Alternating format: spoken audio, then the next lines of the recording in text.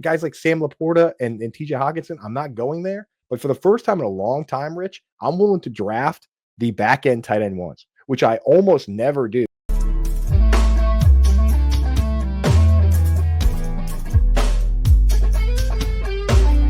What is going on, Sharp Football Fantasy family? It is your resident Swami of Konami, Rich Hribar, and we are here in the middle of June. Rookie OTAs are going on. Some players are at OTAs, some aren't, some are having contractual issues, and we'll find out all those things if they get resolved over the course of the summer. But we're still waiting for a couple weeks until we start to get some major news. Other than that, we've got best ball drafts going on. The Sharp Football 2025 preview book is knocking on the door. You can go over and get pre-orders of that on the website right now. You can sign up for the draft kit at sharpfootballanalysis.com that me and my Raymond Summerlin will be working on the rest of summer, all the way up until kickoff of the NFL season. Other than that, housekeeping out of the way, we've got a really good show on deck here. We've got a great guest. He is the lead analyst for Fantasy Sports Alarm Network. You can check out their 2025 draft kit right now online. He hosts the Fantasy Alarm Sirius XM show Wednesday, 6 to 8 p.m. Eastern. He is the reigning FSWA Football Writer of the Year. I've gotten to hang out with him a couple times at these FSJ events. He's a great dude. Andrew Cooper, what is up, brother? What's happening, man? It's good to get on here and chop it up with you. I do feel like we do talk at these events, the Expo, the FSGA. We got to get on the mic more, man. We got to get on more. Yeah, Matt pre-show was like, have you done shows? And I was like, I've actually only done, one show with you. I came on your show last year, and the theme was we kind of pick these, like an optimal lineup for an FFPC challenge. And you and I built like this incredible lineup and just got quarterback wrong. But like it had like a zillion points, but we picked the wrong quarterback, or else we might have even won the whole thing that weekend. So close. I just remember the whole week, like, man, every dude we picked was just fire. And then we chose Jaden Daniels over Lamar Jackson, and it was the Jaden Daniels game against the Panthers where he like left after the first drive. He had like a 50-yard run and then left after the first drive, and that but everyone on our roster scored like at least a touchdown. Yes, that is the funnest lineup to look at when you're making it. And then you're like, oh my God, we're obviously going to win. And then you look at the results and realize everybody has like the super chalk. It is such a crazy contest, man. So close. So, hey, maybe we'll run it back this year. We'll see. Yeah, absolutely. But yeah, I mean, listen, you're obviously your work speaks for itself. You're also an awesome dude. You've kind of like I said, you were not only are you the football writer of the year, but like you kind of were known for like all your tight end stuff, right? Like you kind of became the tight end guy in the space. It's funny because you do more than that, but that's like your bread and butter. So I do have to at least start off with, some tight end stuff from you. And then we'll get, some other takes on wide receivers and running backs here. But since you are kind of like the tight end authority in the space, we've got to cover some tight end stuff. So I want to get some of Coop's top down 2025 tight end strategy.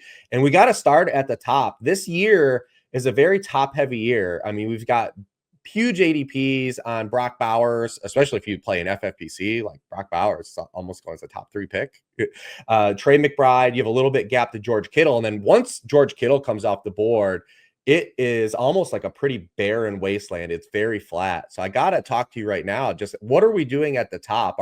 Are you willing to pay the iron price for a Brock Bowers, a Trey McBride, maybe wait a couple rounds on a George Kittle? Is this a pay up for tight end year, or are you kind of waiting at the position?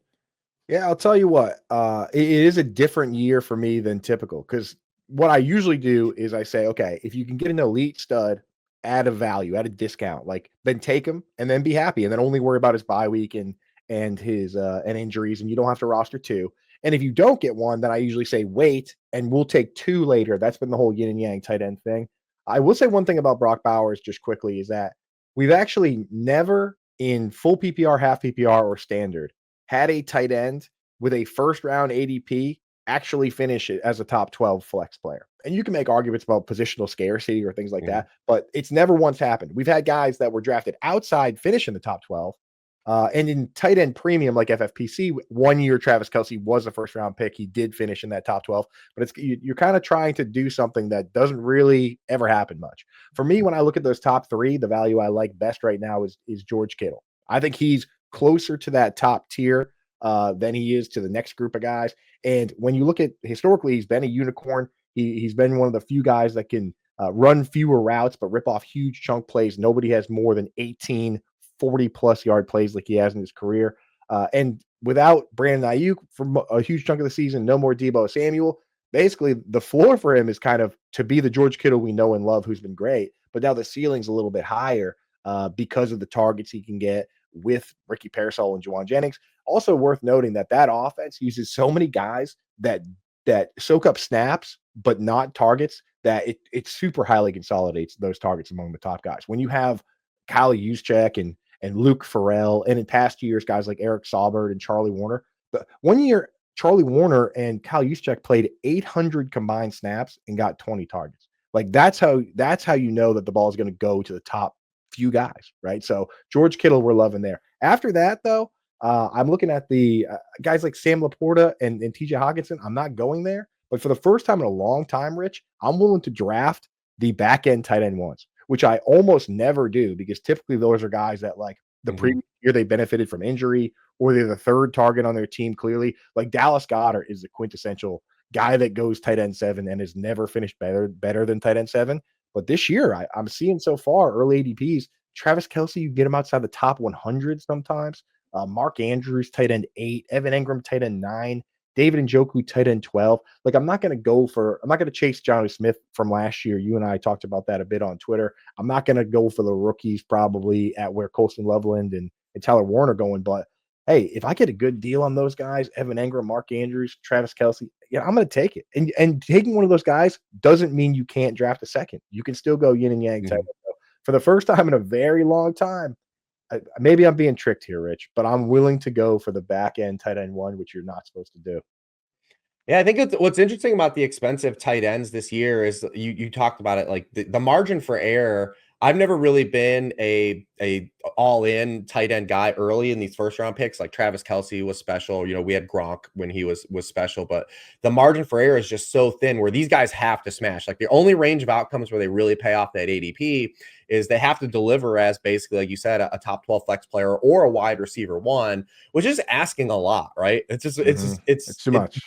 And because you think about this in context of like saying, well, people are like, well, what if I take a wide receiver 1 or running back 1 and he doesn't perform at that level? The opportunity cost is still greater because let's say you take Trey Bowers or Trey McBride and they perform as a tight end 1 still, but it's more of like a replacement level or baseline tight end 1.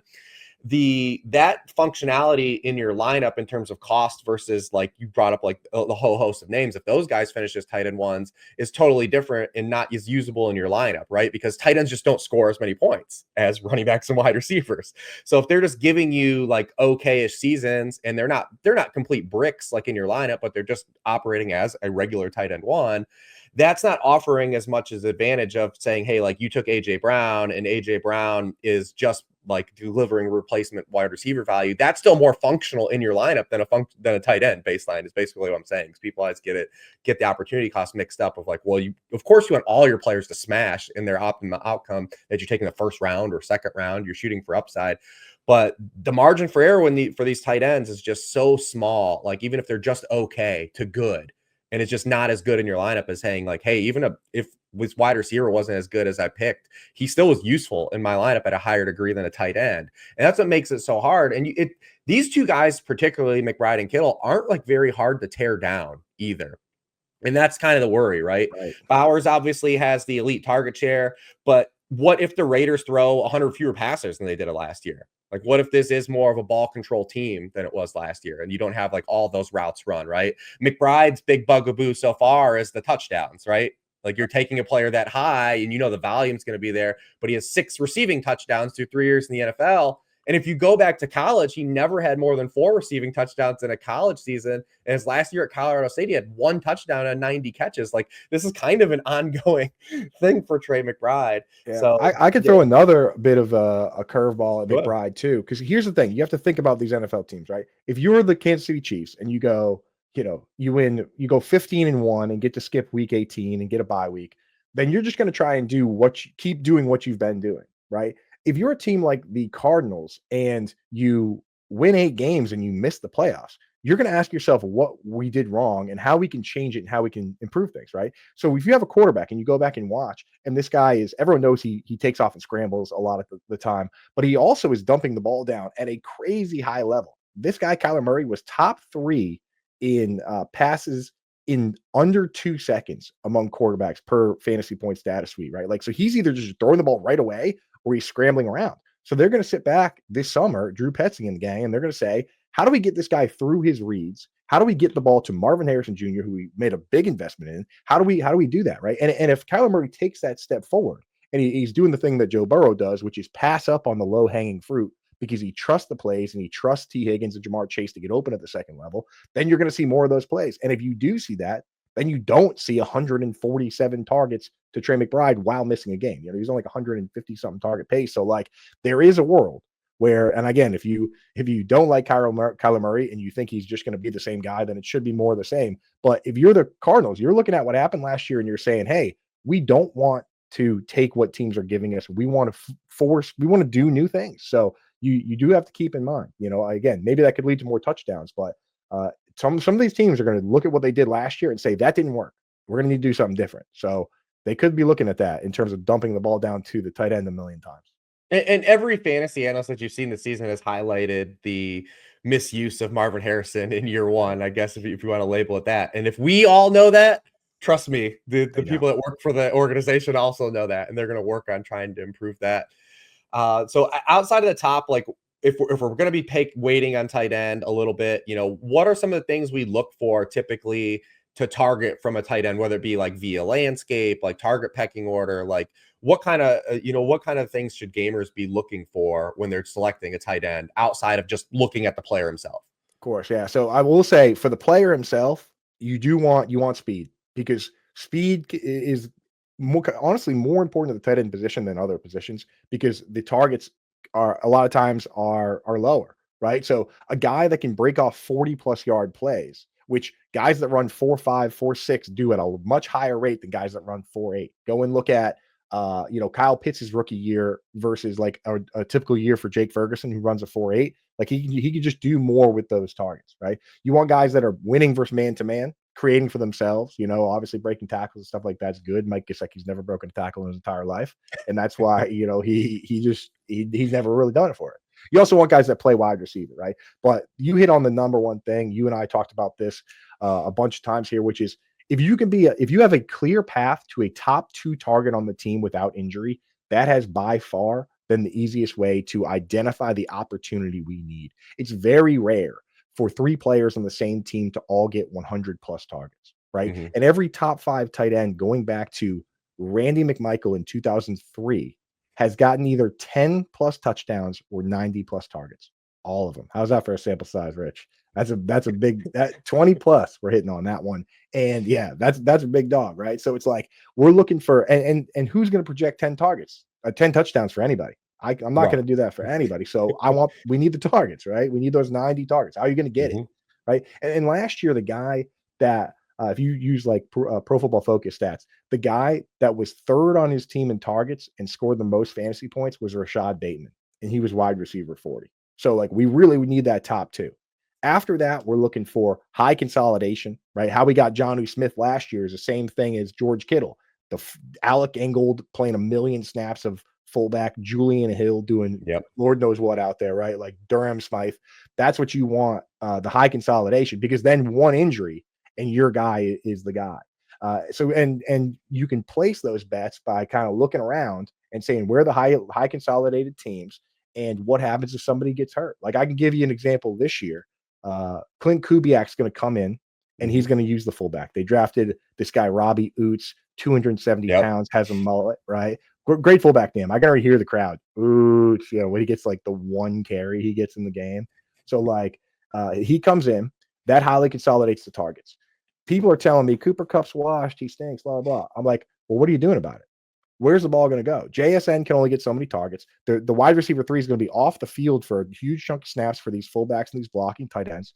Like if Noah Fant starts, he could be the guy. I mean, I hate to say it because people are so out on him, but like, what's the material difference between Jonnu Smith and his career versus Noah Fant and where he is at 27 years old? He has more fantasy points in his career than Noah Fant did at 27 years old. He ran a 4.52. I mean, he could get released. They could save $9.5 million. But if he does get released, well, there you go. Elijah Arroyo, right? It's like these guys are going so far out in ADP that you can get them in the last round in anything. I mean, if you're doing some of the FFPC main event drafts that are 20 rounds and they have waivers, you can just use your last 2 picks on Noah Fant and Elijah Arroyo and have that guy that's in the position Johnny Smith was in last year. And then whoever it is, drop the other one because it's your 19th and 20th round pick. Who cares? And there you go. You have some access to upside for nothing, right? These are the kind of games you got to play. You got to use your imagination, Rich. Mm-hmm. Yeah, I mean, I've read a great stat. I do a yearly article. Since 2010, 64% of all tight end one scorers have been either the first or second pass catcher in terms of targets earned on their team, to kind of reinforce that. That's, hell yeah. I mean, literally 2/3.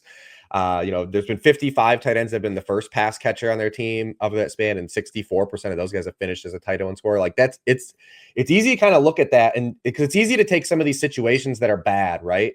And it's already being priced in. The main guy I always keep going back to is David Njoku, who kind of checks all these boxes, right? He is a great athlete. The reason he's priced where he is because nobody knows who's going to play quarterback for the Browns. Even the Browns don't know, probably. No. Like right now, hell, they might play. They might even start 3 different guys this year. Like who even knows? Right? They have. I've seen them start 5 guys. I've seen that's like what they do. That one year they had Deshaun Kaiser and like all those guys. It's like that's like what the Browns. They're the only team that's like, yeah, we're going to carry 7 QBs this year, and they're all going to play. Everyone has seen like that image of that guy with the jersey that has the Browns starting quarterbacks tacked on, and now it's just like a dress. Like it just drags behind him. Sure. But yeah, David Njoku's like the one guy that checks a lot of boxes for me, especially at his cost. Like I've just been kind of honing in on him early. Your area, I know you're Pat's guy. Hunter Henry stands out too. Now there is some more. He takes a little more squinting because of the added target competition, right? Like for sure. We know last year he tied for the team lead, in receptions with DeMario Douglas, but they add Diggs and they add Kyle Williams, who like is everyone's like favorite like rookie wide receiver that's a value too. So he takes a little more squinting, but it's also priced in with him. Like you're getting him like around like tight end 20. I'll also add with Henry that like versus McBride, Henry, because of his man-to-man and short area ability, he's actually been a very good red zone player. The year before last, even on the Patriots, bad. He tied for the second most touchdowns for a tight end. I know it was like 6, but still, it's like if you catch 6 touchdown passes on a team that threw 12, it's like that's a huge chunk. Like that, if a team is better, he could be better in that sense. And I'll tell you what, like in best ball, piecing it together this way, with guys that you think could be a top 2 target, like you can go far with a 2 or 3 man tight end room without spending anything. I took a team to the last round of Best Ball Mania, finished 226th out of 670,000 or whatever, and my only 2 tight ends were Hunter Henry and Pat Fryberg, just because they pieced it together by being top 2 targets, scoring touchdowns at the right time. That pairing of players in half PPR, which that format is, they only had 1 week where I didn't get 5 points from my tight end group, and it was week 1 and I got 4.7. So it's like you can piece it together. You just got to kind of look around and ask yourself which guys are drawing dead, which a lot of players are. Like if you look at your guy, like I'll give an example of a guy I believe is drawing dead in Cade Otton, right? Cade Otton, not super athletic. The only real upside spike weeks he had came via injury to one of the top 2 guys on the team, Mike Evans. Both guys. Or both guys, yeah, especially both guys, right? But then you look at it and it's like they add Emeka Egbuka. Jalen McMillan came on live at the end of last year. How many injuries do there have to be? There would need to be a catastrophe for Cade Otton to all of a sudden be viewed as one of the best pass catchers on that team, So guys like that, you just got to try and just cross them out completely, to be honest. Football season is right around the corner, and there's no better way to lock in your fantasy dominance early than with Best Ball on DraftKings, where you draft once and ride your roster all season long. And right now, DraftKings is giving all customers a can't-miss offer. Draft one, get one. Enter a lineup in the $15 million Best Ball contest for just $20, and you'll score another Best Ball ticket to play free for a share of $15 million, giving you a second shot to win big. It's easy. Just draft your dream team once, no weekly management required, and let your top scorers automatically start each week. Across the whole season, every breakout star, every clutch play, every touchdown will count towards your quest for a share of $15 million. And if you're looking for someone to plug into your best ball lineup, there's nothing better to buy than year 2 wide receivers. Looking at wideouts that have been selected outside of the top 24 based on years in the league, second-year wideouts have delivered the highest hit rates for beating their ADP, and delivering wide receiver 1 and wide receiver 2 scoring seasons. Download the DraftKings Daily Fantasy app now to draft your $20 best ball lineup to play for a share of $15 million and get a second ticket to play free for a share of $15 million. That's 2 chances to win big without ever setting your lineup again. Draft one, get one. Only on DraftKings. The crown is yours. Let me give you one wild card here that wasn't on the show sheet. The last 2 years, a rookie tight end has been the tight end 1 in overall scoring. A lot of people forget that George Kittle actually had the most points per game last year. But we had 2 first-round tight ends in Colston, Loveland, Tyler Warren. Like, are these guys getting propped up on that draft capital? Because both of them landed in spots that they're not going to get taken as tight end 1s. They're kind of like fringe tight end 1s. Like, do you have a firm take on either one of those guys being better than the other? Yeah, I mean, like you have to. The one I'm going for, and it's based on opportunity because I mean, both guys are tremendous, and age goes out the window in redraft. Like in Dynasty, it's easy to be like, oh yeah, Colston Loveland got drafted first and he's younger, so we're going to lean into that. But like, I don't care about age in redraft at all. And Tyler Warren, at least, it's easier to poke holes in the situation and say, okay, he's going to be a full-time inline player that's going to play some big slot, maybe Josh Downs remains like a part-time guy and he plays a full-time role. It's easier to suggest that. And then when you do that and turn around and say, okay, maybe I don't love Josh Downs, maybe I don't love Alec Pierce and Michael Pittman, then maybe he becomes the guy. Then it is to turn around and say, well, the Bears have Cole Kmet as an inline tight end, and they're going to use Colston Loveland also as a full-time kind of move tight end, which would then mean that one of DJ Moore, Rome Odunze, or Luther Burden is like hardly going to play at all. Like, I think it's just when I look at that situation, it's so much easier for it to be a mess and a big rotation and not provide as much upside. Like Colston Loveland would just need to be an absolute like animal. Like he would just need to come out and immediately be Eric Decker to like, which I mean, possible. But like you're looking for you need injuries, you need face plants, right? You need Cole Kmet to basically turn into Nick Boyle. Like there's a lot of things that you would need to go right over there, I think, for that situation. Which I'm not betting on that. I like them in Dynasty, both of them. And something I'm not factoring in for redraft, but for these early best ball drafts is the rushing angle for Tyler Warren, like especially with the tush push big. I think we're going to see more tight ends. We started to see it last year with Mark Andrews and Tucker Kraft. The guy, they don't like to put their quarterbacks at risk in those situations, but Tyler Warren was a guy that probably will run the tush push as well. With that kind of surviving, I mean, in a weekly league, you're never gonna be like, I'm counting on a rushing touchdown from my tight end, but like in your best ball leagues, if he gets 2 or 3, like you get those weeks. I think people we overestimate, like, because I always had that problem with Deebo Samuel in my weekly rankings too, because go back and look at like him being like the only guy to finish as a wide receiver 2, like in the last few years with less than 90 targets, and definitely with one of the only guy, Rich, over the last like 5 years to average fewer than 6 targets a game, but finish as a wide receiver 2, and he did it because he had 225 rushing yards and 5 rushing touchdowns. But in any given week, it's so hard for me to do be like, oh, okay, week 5, I'll rank Deebo high this week because he'll probably have like a 20-yard end around.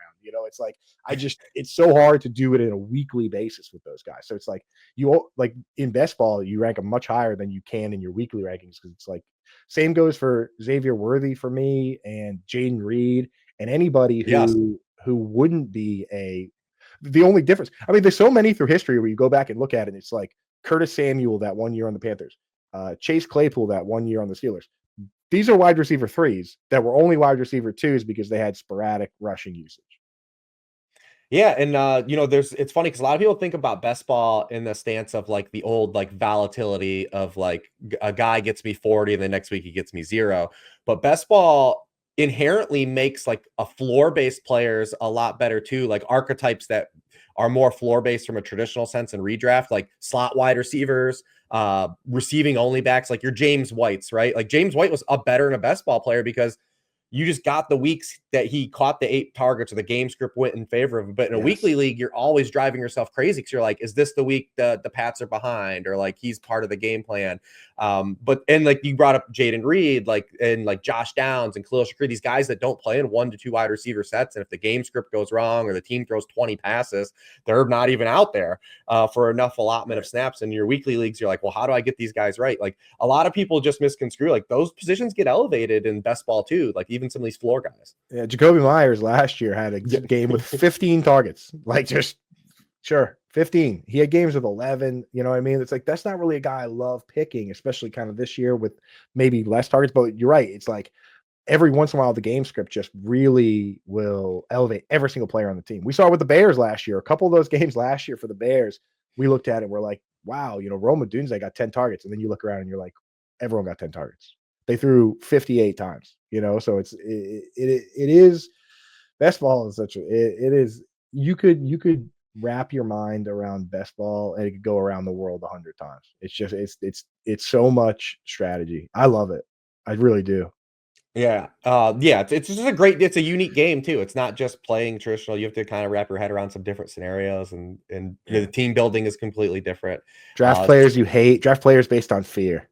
I was talking listen, yeah. you are elite host, and you just teed me up for a great segue, because that's just how great you are. It's time for our weekly best baller segment, sponsored by our friends over at DraftKings, where you can take a shot at $15 million best ball contest this summer. Every week we will ask our outstanding roster of guests who is their favorite fantasy football pick this season. So, Andrew Cooper, who is your best baller this year? My best baller is someone that everyone hates right now, Michael Pittman. People don't like to hear it, but this is a guy who routinely goes out. He's had seasons with 140, 150 targets. Last year, he got 111 targets with a broken back. This guy at times plays 95, 100% of the snaps in these games. What happens if he comes out this year and plays his role and he's healthy and the quarterback ends up being Daniel Jones? Right? You don't have to hate Josh Downs to like Michael Pittman. I like both these players. They could both be good picks, but this guy goes outside the top 50 in ADP. I got a lot of Michael Pittman. I probably have too much Michael Pittman.